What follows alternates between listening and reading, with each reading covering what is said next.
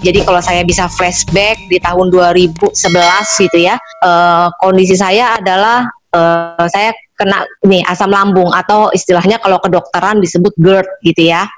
Nah, awalnya sih saya ngerasa itu hal yang biasa gitu ya, karena gejala saya memang bukan yang maksudnya dalam arti yang parah banget gitu ya, tapi itu sangat mengganggu. Jadi dalam 1 minggu itu bisa kambuh bisa 3 kali. Yang dalam arti gini, salah makan, contoh ya, misalnya seandainya kata makan nasi kuning gitu ya, itu buat perut saya itu jadi kembung gitu, itu sudah nggak enak kondisinya seharian. Seperti itu, dan itu bisa 1 minggu itu 3 kali, sangat mengganggu. Nah kalau saking sudah agak lebih parah, itu bisa sampai naik sampai ke dada, itu bisa kayak bener banget yang dibilang Pak Hardi, sesek gitu ya. Jadi bisa kayak muntah gitu ya, bahkan bisa keluar kayak aroma yang asam gitu. Nah itu kan ternyata nggak bagus sekali, bisa kena jantung gitu ya. Nah setelah saya tahu gitu ya, akhirnya waktu itu saya cari solusi. Nggak benar juga nih kalau kondisinya seperti ini gitu ya, karena kalau sekali pergi contoh pergi ke dokter gitu ya, ke rumah sakit gitu, nggak murah juga loh, sekali pergi bisa 500.000 gitu loh. Dan ya solusinya apa? Dokter pasti solusinya obat aja ya kan, minum sembuh gitu. Tapi nanti kalau kambuh lagi balik lagi ke sana. Ya saya bilang lumayan juga ya, di tahun 2011 sudah 500.000 ya, sudah lumayan gitu ya. Nah saya waktu itu mikir gitu, gimana ini ya kan ke depannya. Saya pikir kondisinya kok bukannya tambah baik gitu ya, tambah kok, maksudnya dalam arti lebih, malah suami saya sering komplain. Mohon maaf karena saya nggak bisa lewat bawah gitu ya untuk buang angin gitu ya. Saya selalu sendawa. Itu sendawanya bukan yang kecil-kecil gitu ya, kadang panjang gitu, sampai suami saya bilang, ih gila nih banget sih nih orang gitu ya, kok maksudnya orangnya ayu-ayu tapi kok sendawanya ngeri banget gitu. Nah itu sangat mengganggu Bapak Ibu. Akhirnya waktu itu saya putuskan, oke, saya nggak bisa begini terus gitu ya, karena efeknya juga nggak bagus gitu ya. Akhirnya saya waktu itu diskusi, oke, kami putuskan ke Malaysia gitu.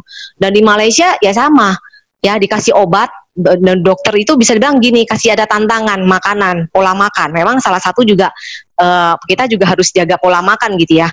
Nah yang nggak boleh apa? Yang dibilang kol nggak boleh, coklat nggak boleh, makan pedes-pedes nggak boleh, terus minum kopi nggak boleh. Pokoknya yang makanan yang saya bilang enak-enak nggak boleh, padahal itu kesukaan saya gitu. Sangat mengganggu seperti itu ya kan. Nah saya pikir ya udah deh, saya beli obatnya gitu ya, saya ikutin. Tapi ya begitu terus, setiap kali saya minum sembuh. Tapi kalau nggak minum kambuh lagi gitu. Waduh, saya pikir wah ini biaya juga nggak murah kalau bolak-balik ke sana terus seperti itu ya kan. Nah akhirnya waktu itu saya diperkenalkan ya kan dengan Alpha Meta yang ini. Waduh ini bagus banget beneran. Nah waktu itu saya taunya ini adalah makanan sel, nyambung gitu loh ya kan, dikenalkan.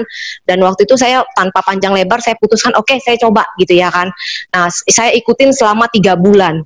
Ya, belum berhenti sampai situ. Akhirnya waktu itu saya coba lagi yang namanya Alpaspin gitu ya. Nah kalau Alpaspin ini saya selalu pakai ini, campur dengan air Alpaspin. Nah ini kalau Bapak Ibu bisa lihat itu kan bagus banget ya, ada air, ada oksigennya gitu ya, gelembung-gelembungnya ya. Nah itu bagus sekali seperti itu ya kan. Jadi dicampur Alpha Meta sama air Alpaspin ini jadi super Alpha Meta. Nah kemudian kalau malamnya memang saya maksudnya mikir juga gitu loh, investasi diri kita adalah memang investasi yang mahal juga ya kan, intinya saya harus sehat seperti itu ya kan. Nah saya juga kalau malam ya ini disenterin di perut saya seperti itu. Tapi kalau dibilang mahal enggak juga loh, jauh kalau saya bilang lebih murah. Kenapa? Daripada saya bolak-balik ke rumah sakit yang keluarnya mungkin awalnya sedikit-sedikit, tapi lama-lama bisa jadi besar loh Bapak Ibu ya kan. Dibandingkan yang ini Alpaspin saya langsung beli sekali ya kan, tapi saya bisa pakai bertahun-tahun seperti itu. Jadi puji Tuhan banget dari tahun 2011 sampai sekarang ya kan, kondisinya adalah tidak pernah kambuh ya kan. Adapun mungkin kambuh setahun sekali, itu sudah jauh banget frekuensinya ya kan. Karena kenapa ya, aku mungkin makannya waktu itu lagi ngawur atau misalnya lagi stres gimana ya kan, seperti itu. Tapi sangat-sangat membantu saya dari segi kesehatan saya, dari faktor keuangan saya jauh lebih hemat Bapak Ibu. So ini sharing saya, semoga bermanfaat. Mungkin ada yang keluhan seperti saya ya kan, bisa menerapkan terapi secara lebih alami. Oke, itu saja sharing saya Pak Hardi, thank you.